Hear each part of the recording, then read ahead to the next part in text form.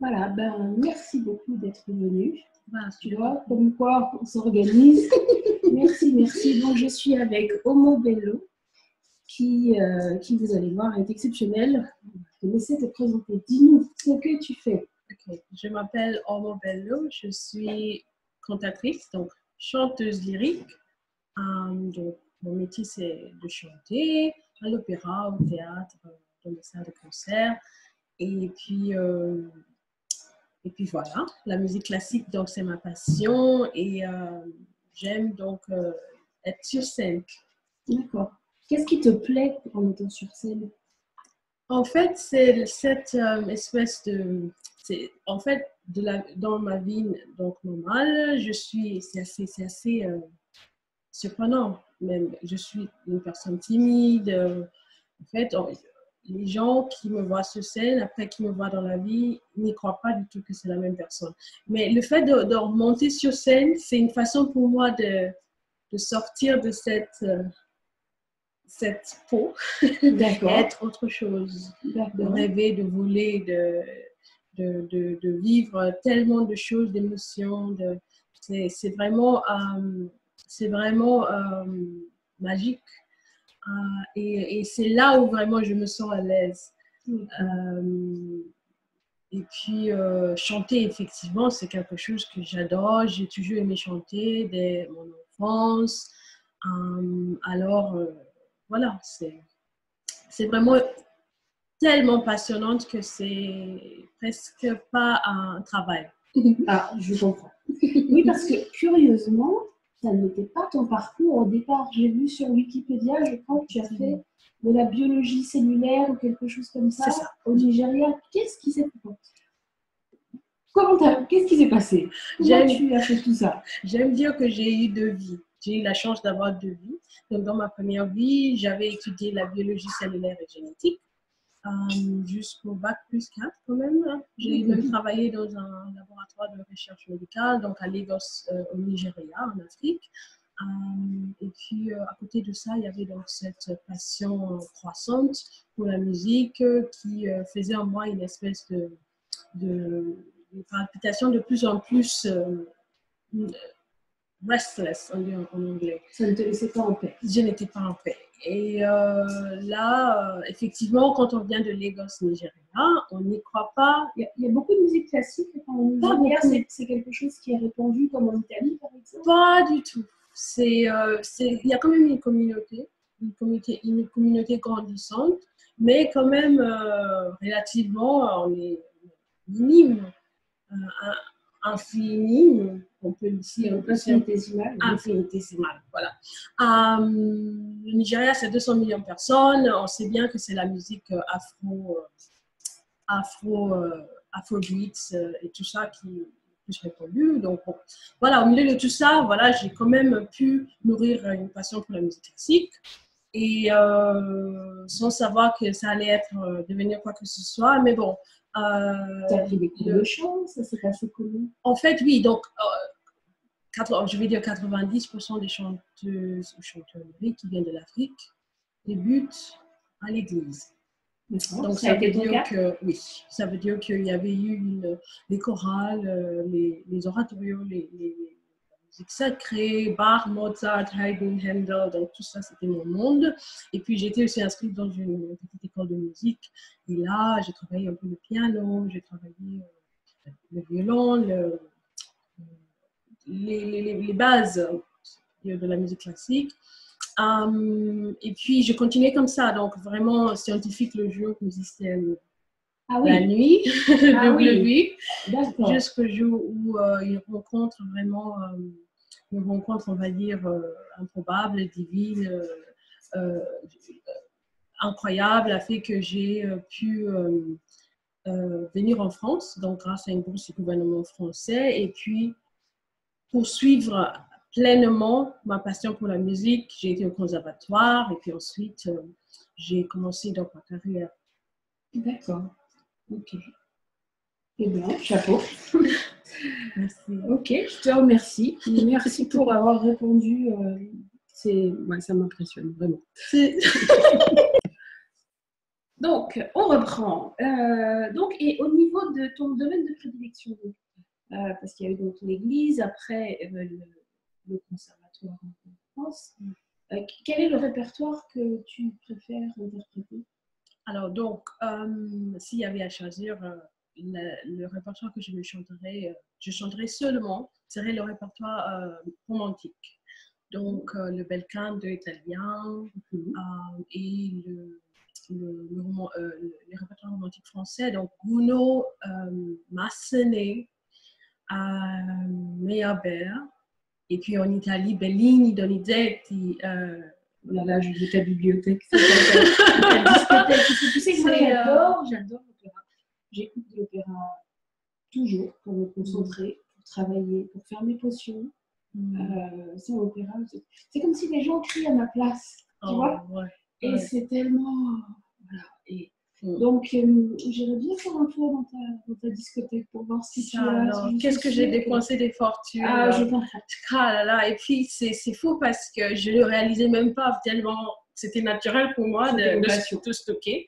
Et puis, parfois, des amis qui arrivent et qui disent « Mais c'est quoi ça? Pourquoi tant de choses ?» Et c'est là où je réalise « Ah, en fait, effectivement, il y a beaucoup de choses. » On reprend, pardon pour la petite interruption.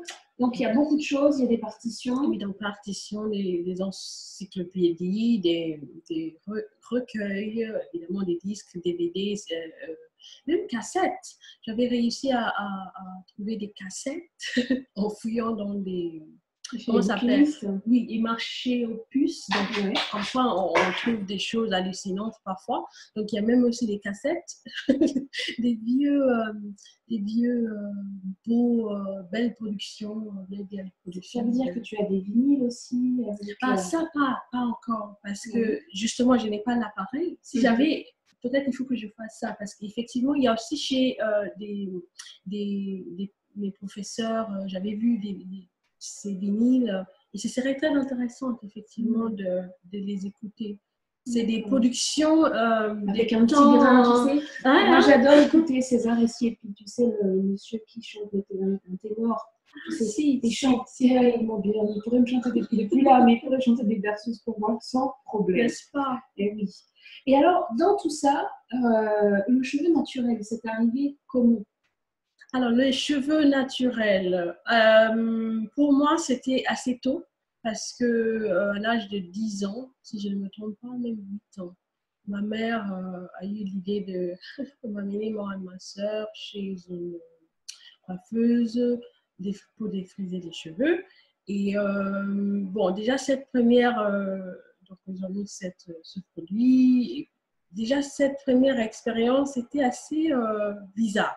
Donc, bon, on l'a fait et puis on est sorti. Et puis, donc, on arrive à l'école avec les cheveux tout plats, tout doux. À l'époque, on pensait que c'était super. Mais le problème, c'était que peut-être un mois après, il fallait remettre le produit. Et là, catastrophe. Ça a commencé à brûler. Donc, ça m'avait vraiment marqué parce que tout le devant a été brûlé. Cette expérience de défrisage, cette première tentative, c'était joli, mais au bout de un mois, il fallait refaire. Il fallait remettre une couche donc pour les cheveux qui étaient sortis. Et là, ça avait brûlé. Donc, je me souviens très bien de l'application de ce produit. Et moi qui pleurais et disais que ça brûle, et elle m'a dit non. Sur l'avant ou partout? Surtout l'avant. C'était une casse assez dramatique. Je me souviens, dès qu'on avait appliqué le produit, je pleurais. Elle me disait non, il faut attendre. Mais je disais, il y a quelque chose qui ne va pas. Donc, puisqu'on m'a ignoré, ça, c'était vraiment dramatique, la casse. Et je me souviens très bien d'avoir donc terminé la séance chez la coiffeuse. Et puis, je rentre à la maison et je dis à ma mère, tu vas me couper cette chose. Moi. Donc, à l'âge de 8 ans, je savais que je ne voulais pas ça. Donc, on m'avait coupé ça. Et puis, donc, c'était très drôle parce qu'il y a des photos de moi avec des cheveux tout plats comme un garçon. Mais je préférais largement porter la coiffure garçon que avoir tête, à me brûler la tête tous les mois.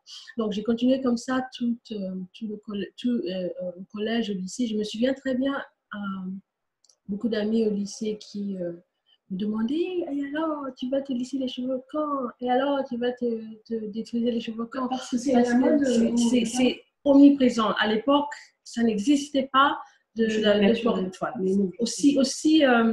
Aussi ridicule que ça puisse paraître, c'était comme ça, même chez les enfants. Et quand tu dis à l'époque, là, tu as quel âge? On va dire que je suis dans les débuts trentaine. Et donc, c'était là dans les années 90. Okay. Et donc, au Nigeria, les enfants, tout le monde défrisait les cheveux. C'était pas possible de les garder comme ça. On ne savait pas s'en occuper. Et je me faisais régulièrement interpeller à cause de ça, même chez la coiffeuse. Donc, c'était vraiment il y avait beaucoup d'incompréhension à cause de ça. Et puis, je suis venue en France et là, des choses s'étaient un peu calmées parce que, ouf. Ça veut dire que pendant toutes tes études à Lagos, tu avais les cheveux courts? Non. Et puis du coup, ça, c'était l'école primaire. Après, au collège, on avait quand même laissé pousser, mais sans défriser. Sans défriser naturel. Oui. Est-ce que tu avais recours aux mèches, des rajouts? Je détestais parce que ça, déjà, comment ça s'appelle, mèches avec ses cheveux, ça me faisait des maux de tête pendant 2 jours, le temps que les cheveux poussent un peu. Et puis pareil, le devant était resté fragile, donc ça cassait. Et puis les produits qu'on utilisait, c'était les crèmes venues d'Amérique, avec du pétrole. Bourrées de pétrole, exactement. Donc en fait, déjà les mèches, c'était juste pas... Je détestais, mais c'était obligé, au collège et au lycée, on était obligé d'avoir les cheveux un peu ramassés, oui. Et en fait, on ne pouvait pas...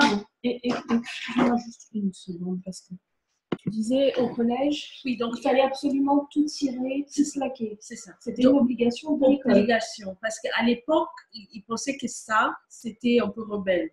Donc, toutes les bonnes filles, j'étais dans une école un peu... c'est Queen's College. C'est un peu à l'image de Queen's College et King's College en Angleterre.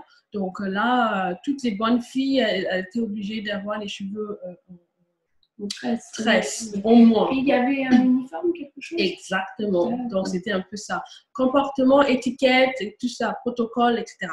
Donc bref. Mais quand même, je me rendais compte que ça faisait casser les cheveux, même déjà les tresses.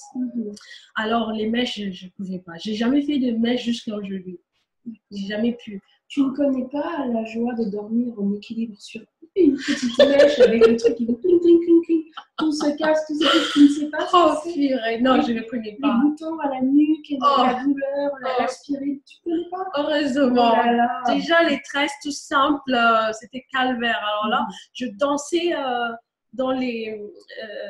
parce qu'on avait des bonnes... en place, hein. Ah là là, on avait les bonnes femmes qui le mettaient entre leurs cuisses pour déjà faire les tresses. Et je dansais, mais pas possible parce que c'était juste douloureux. Déjà, les tresses. Donc, c'est bon. Ben oui, je dois te... Ça cassait, tout simplement. En 2-3 jours, c'était parti. Donc, c'était une espèce de cercle vicieux, même avec mes cheveux naturels. Donc, en fait, depuis l'âge de 8 ans, je porte des cheveux naturels. Pourtant, il y avait eu des problèmes. À cause des produits et du geste. Exactement. Donc, je suis arrivée en France. Et en fait, à partir de l'université, déjà, je me suis dit...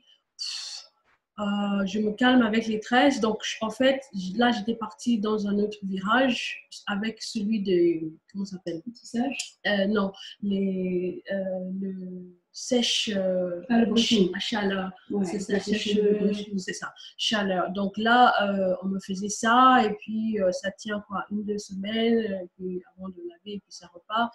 Donc, c'était une espèce de solution. Avec le lisseur. Que ça reste bien, pas juste le sèche-cheveux, le lisseur. C'est le sèche-cheveux avec une espèce de peigne.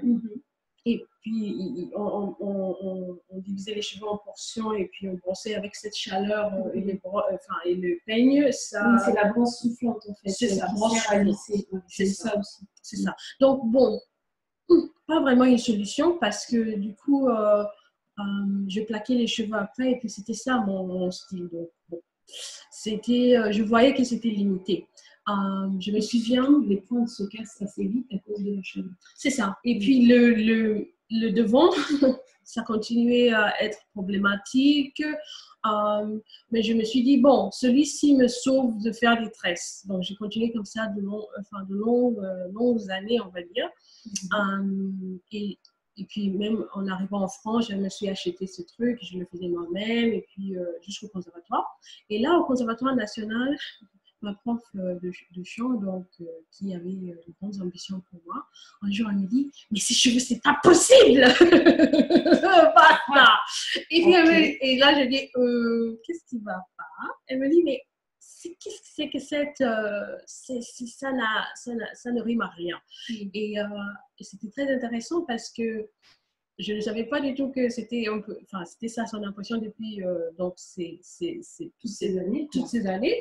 Et donc là, elle me dit non, il faut vraiment chercher une solution. J'ai dit mais je ne sais pas du tout quoi faire. Moi, je ne veux pas aller chez les coiffeuses black parce qu'elles vont me faire ces tresses. Et tu vas finir avec rien sur la scène. C'est ça. Et je ne veux pas non plus faire les mèches. Qu'est-ce que je fais? Je ne sais pas. Et puis elle me dit oui, mais comment elles font ces donc pour elle, c'était les afro-caribéennes qui avaient ces boucles souples, etc. Je ne sais absolument pas. Et puis elle dit bon, tiens.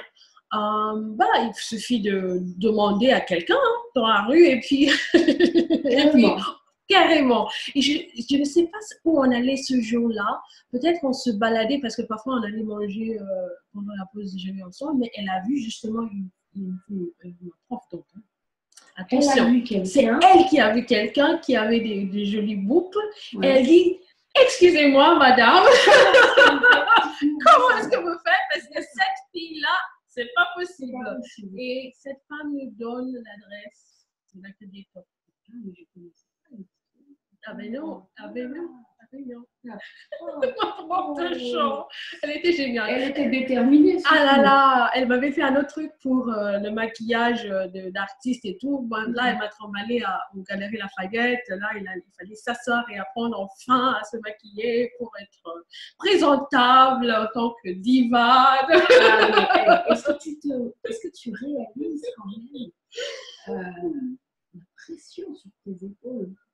Une femme du Nigeria qui vit en France, il n'y a pas énormément de femmes noires dans l'opéra. Pas non, pas du tout. Il y a Barbara Hendricks, mais bon, avec sa coupe la même que dans le dit, tu vois. C'est ça, chignon, toujours. Tout sage et tout. Toujours. C'est quelque part, bon, c'est important d'être à la fois naturel et en même temps, c'est pas juste joli, mais incarner une forme de glam, du romantisme qui va avec le répertoire.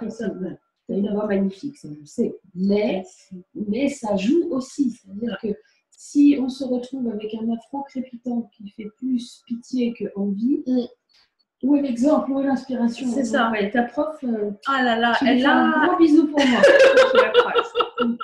Alors, donc, en fait, j'avais posé la question, quel a été le déclic? Donc, maintenant, je sais. Et là, au niveau de la gestion professionnelle, je sais que parfois, pour des productions, tu dois avoir recours à des montages sophistiqués et parfois pas toujours du naturel. Mais justement, comment est-ce que tu le gères, ton cheveu là sur les 2 dernières années? On peut dire qu'il est majoritairement naturel. Tu arrives à te débrouiller? Oui, effectivement, il y a eu des productions où les metteurs en scène qui sont vraiment, on va dire, sacrées vaches, qui parfois ne veulent pas, on ne peut pas négocier avec eux. Donc, il y avait eu des productions où j'ai eu mettre, comment ça s'appelle? Je ne sais même plus le truc où ils tissent. Oui, c'est un tissage. Avec les coups. Oui, c'est ça, un tissage. C'est ça. C'est des tresses avec c'est cousu après. C'est ça. Oui, donc on m'avait fait ça une fois, catastrophe. J'ai l'impression de dormir avec un casque. Catastrophe. Et puis là, j'ai dit non, pas possible. Et puis, effectivement, je ne connaissais rien en la matière, puisque comme je te disais, depuis 8 ans, je n'avais pas eu à faire ces choses-là. Donc, je suis allée étudier le sujet parce que c'est quelque chose qui peut arriver justement dans le métier. On est dans une production et ils veulent un certain look. Et voilà.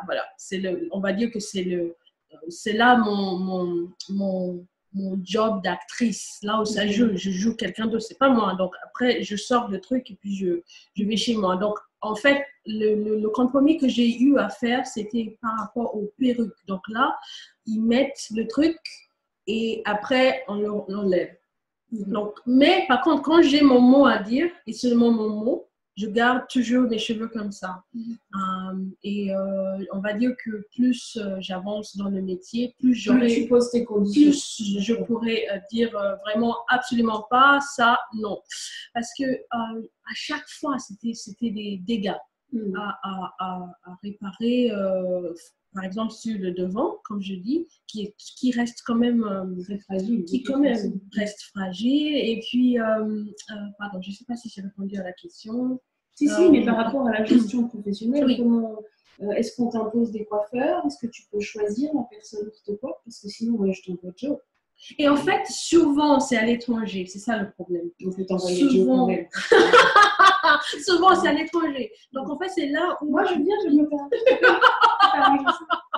C'est là où le fait d'avoir le savoir-faire joue parce que... Pour être autonome, c'était ta demande. J'étais autonome. Ouais. Et là, par exemple, je me souviens très clairement des premiers voyages en Russie. Et là, c'était carrément les coiffeuses qui étaient comme ça et disaient est-ce que je peux toucher?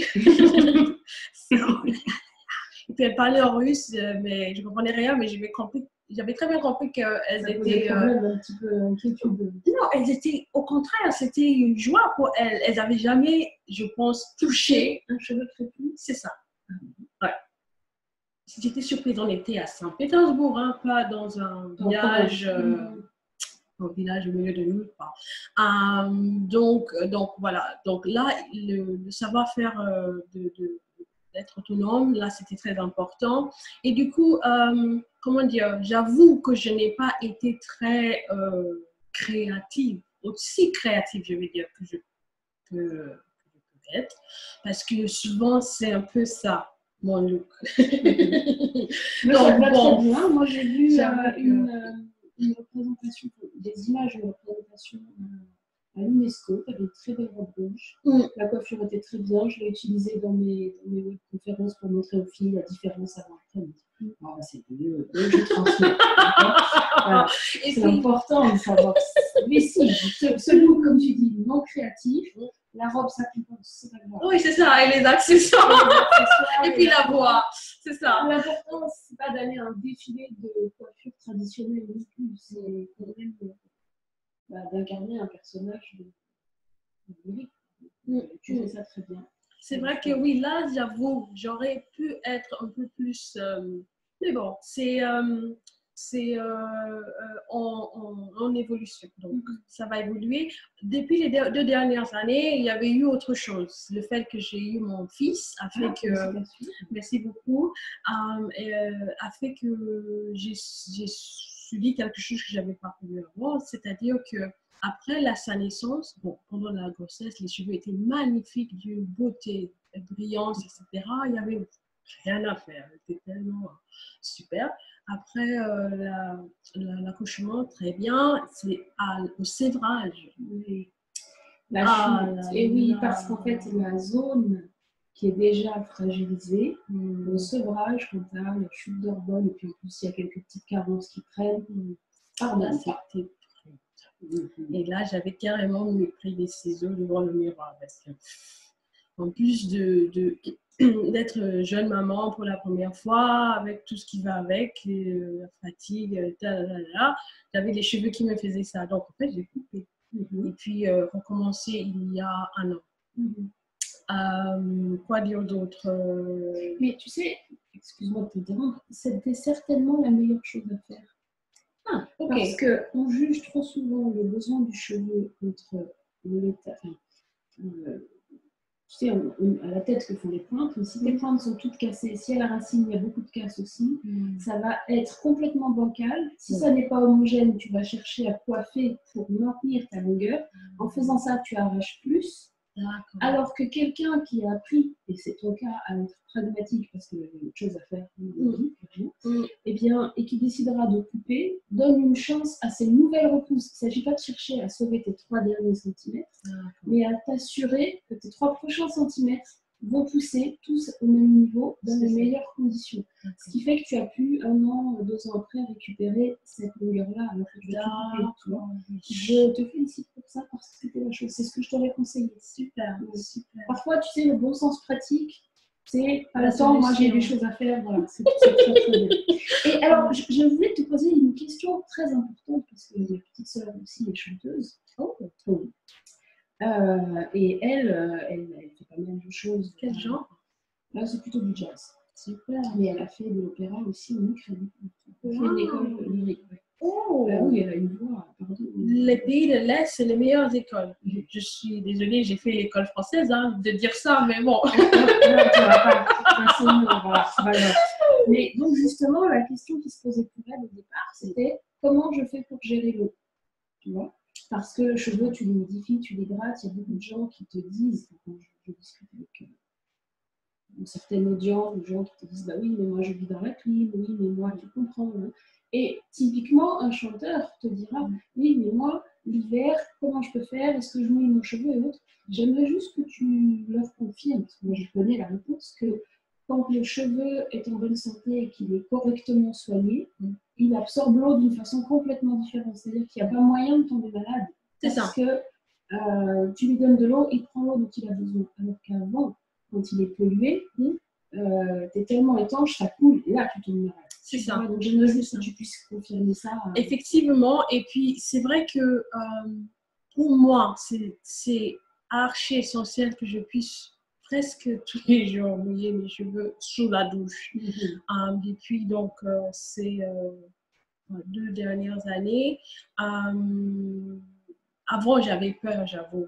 J'étais donc en début, tout début, sortant du conservatoire de carrière. Donc, la voix, c'était vraiment la préoccupation de chaque seconde. Mais quand même, je trouve que avec l'expérience, je confirme ce que tu dis.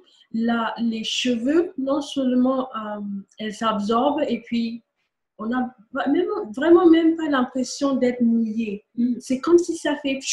Et même dans 15 minutes après, j'ai même envie de remettre un peu d'eau, tellement ça absorbe. C'est important de préciser parce que ça peut inquiéter beaucoup de gens. Parce qu'il y a des gens qui ne connaissent pas encore le cheveu naturel dont on parle, et qui se disent, oui, mais moi, si je mets mon cheveu, attends, en hiver, je vais faire comment? Donc, si une chanteuse lyrique leur dit, moi, même à Saint-Pétersbourg, je mouille mon cheveu, tout va bien. Oh oui, on est bon. C'est obligé. Au Nigeria, pareil, même si c'est humide, là, je m'édifie derrière. Je pars là-bas la semaine prochaine, et puis c'est pour ça que je veux faire le stop, parce que je pars 1 mois, donc ensuite aux États-Unis. Mais en fait, presque tous les jours, tellement j'aime bien. J'aime bien cette sensation de masser. Donc en France, effectivement, avec le vinaigre, pour éviter le calcaire. C'est ça, parce que j'aime mouiller. C'est devenu quelque chose qui me réconforte même. Le fait de masser les cheveux, le cuir chevelure sous la douche, le fait de sentir l'eau sur le crâne. Ça fait partie du bonheur. Oh oui. Et en fait, d'ailleurs, quand on a déménagé, j'avais, comme quoi j'étais... ça fait un moment que je suis venue, mais j'ai quand même gardé les réflexes. J'avais fait installer d'une part des aimants, plusieurs même, pour avoir plus d'efficacité. Et tu as senti la différence? Bah oui. Et deuxièmement, un filtre pour tout ce qui est chlorine. Oui, pour tout ce qui est chlorine et comment ça s'appelle, herbicides, etc. Pour enlever tous les pesticides et compagnie. Et puis, troisièmement, une espèce de tête de douche en haut, comme la pluie. D'accord, oui. En plus de la pommeau qui est attachée. Donc, c'est vraiment, j'ai fait la totale. Ah, mais pour pouvoir je suis très fière gâter mes cheveux. Parce que pour moi, l'eau, je ne suis pas très forte pour tout ce qui est produit. Mais j'avoue que l'eau... Ça, au moins, c'était la base. Ouais. Et du coup, effectivement, pour tout ce qui était les bases simples comme chez un enfant, ça c'est intégré. Ça, c'est intégré. Super, super. Alors, j'avais encore 2 questions concernant les astuces beauté d'une femme qui voyage, qui va du Nigeria aux États-Unis, en passant par Saint-Pétersbourg, l'Italie, ailleurs et autres. Comment tu gères du coup ta beauté originelle du quotidien, à part avec ta douche magique là, qui permet d'installer de l'eau comme il faut, de façon cascade? Quelle est ta petite astuce beauté? Est-ce qu'il y a des choses que tu fais pour rattraper le décalage horaire? C'est quoi? C'est plutôt la sieste? C'est l'alimentation, le sport? C'est quoi? Alors, donc, pareil, depuis avant l'accouchement, je pouvais tricher. C'est-à-dire que j'arrivais à faire n'importe quoi, ne pas assez dormir, beaucoup trop travailler que je devrais, etc., sans trop de dégâts.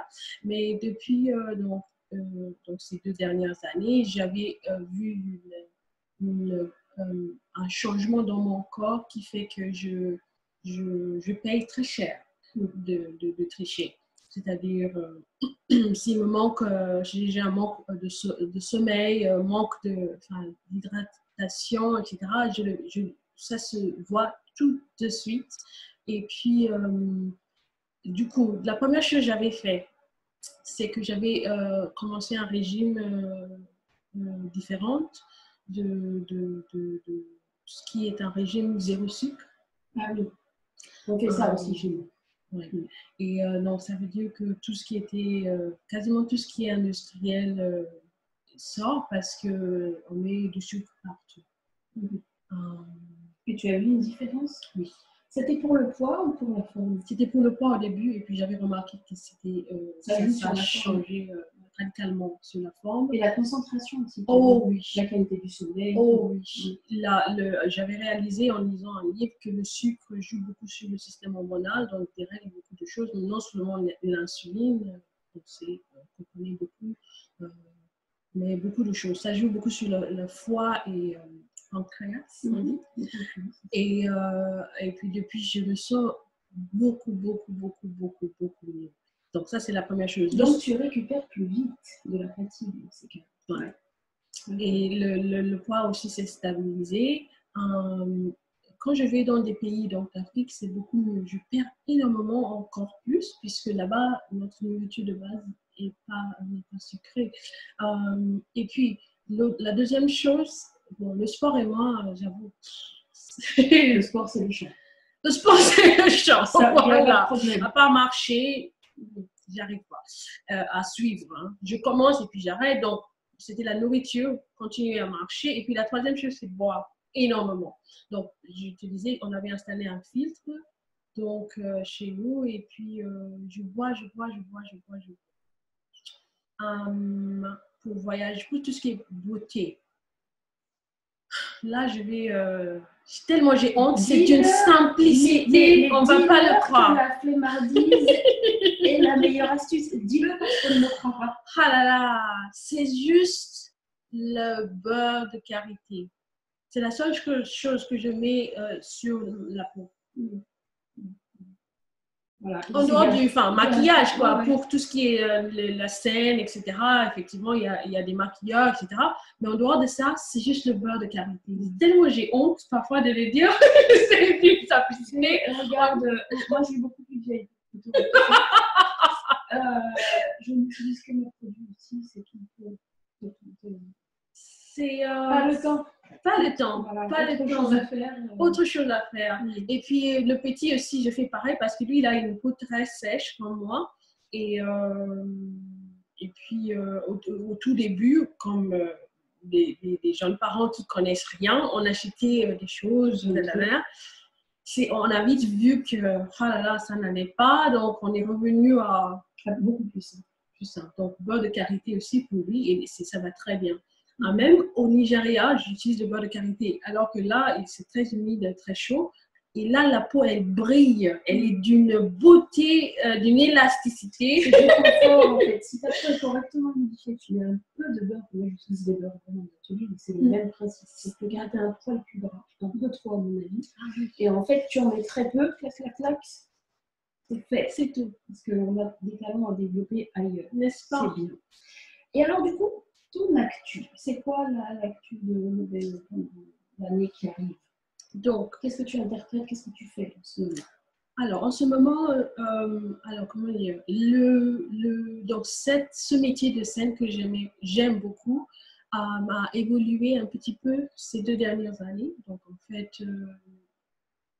donc, quand je reviens à ça, avec l'arrivée de mon fils, je n'avais pas fait beaucoup d'opéra. J'avais fait plus de récitals et de concerts avec orchestre, récitals avec piano, parce que ça implique moins de travail, c'est moins contraignant. Moins de temps passé ailleurs, parce qu'il fallait être plus là avec lui. Là, il arrive à l'âge où ça va, je peux commencer à bouger. Donc, je le fais, c'est-à-dire presque 3 ans, il commence l'école, etc. Donc, en ce moment, c'est plus des récitals. Donc, je vais faire un récital, par exemple, avec l'orchestre, dans une semaine. Aux États-Unis. Là, c'est à Lagos. Et mais ce sera diffusé partout en Afrique parce que c'est une espèce de... C'est l'un des espèces de... On va dire, ils appellent ça, c'est un peu les Oscars africains.